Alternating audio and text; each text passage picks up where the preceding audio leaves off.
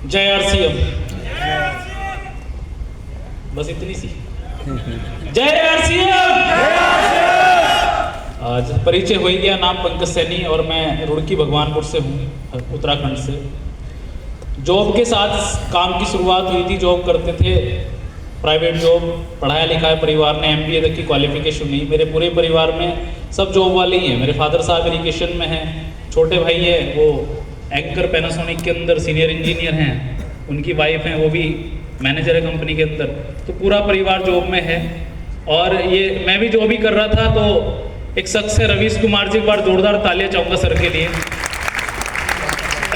पिताजी के बहुत अच्छे दोस्त हैं, उन्होंने इस कॉन्सेप्ट की जानकारी मुझे दी संडे वाले दिन।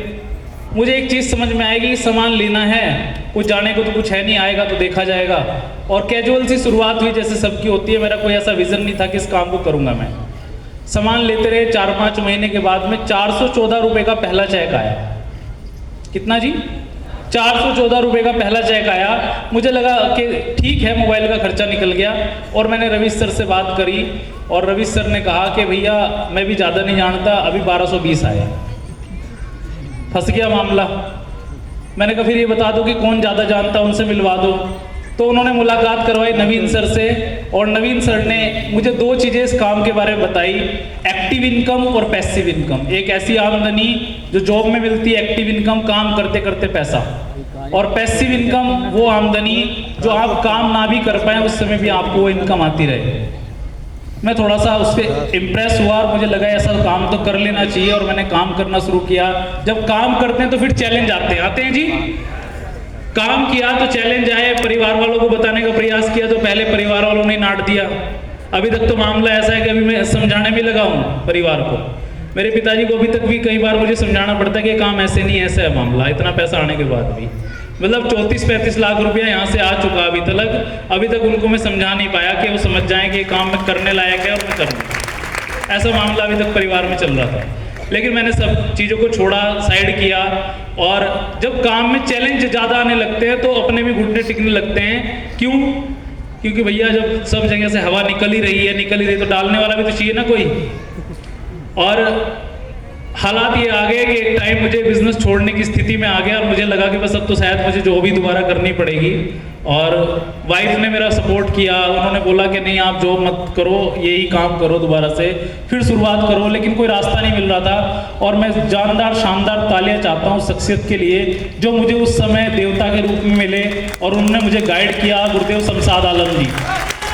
बहुत समय उन्होंने मुझे दिया, बहुत सारी चीज़ें सिखाई, तैयार किया मुझे, और उन्हीं की वजह से मैं आज यहाँ इस लेवल पे आके खड़ा हो पाया हूँ। नहीं तो अब से जब कोरोना स्टार्ट हुआ था तभी मामला ख़त्म हो गया था, क्योंकि फाइनेंशियल कंडीशन बहुत डाउन चली गई थी और परिवार का कोई सपोर्ट नहीं था इस काम को लेके। मुझे लगा भैया अब तो बस जो भी करनी पड़ेगी, और सर ने गाइड किया मुझे, और मैंने एक टारगेट लेके काम करना शुरू किया। गुरुदेव रामकिशन जी से कई बार काउंसलिंग हुई, मुझे लगा कि अब तो शायद हो जाएगी नैया पार। क्वालिफिकेशन हो गई, बहुत सारा टाइम उसके बाद भी लगा। सोच रहे थे कि यार पता नहीं अब क्वालिफिकेशन तो होगी, पता नहीं पर्ल कब बनेंगे। और मैं आपको ईमानदारी से बता रहा हूँ 4 अगस्त तक मेरी कोई प्लानिंग नहीं थी। मुझे कहा जा रहा था कि इतना बिजनेस हो जाएगा, ऐसा हो जाएगा, वैसा हो जाएगा।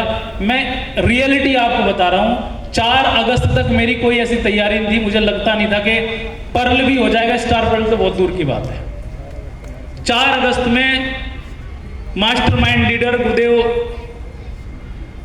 सुनील शर्मा जी का प्रोग्राम हरिद्वार में हुआ, और उस प्रोग्राम में जाने का मुझे मौका लगा। मैं जाना नहीं चाह रहा था उस प्रोग्राम में, क्योंकि उसी दिन अत्रि साहब का प्रोग्राम था सहारनपुर में।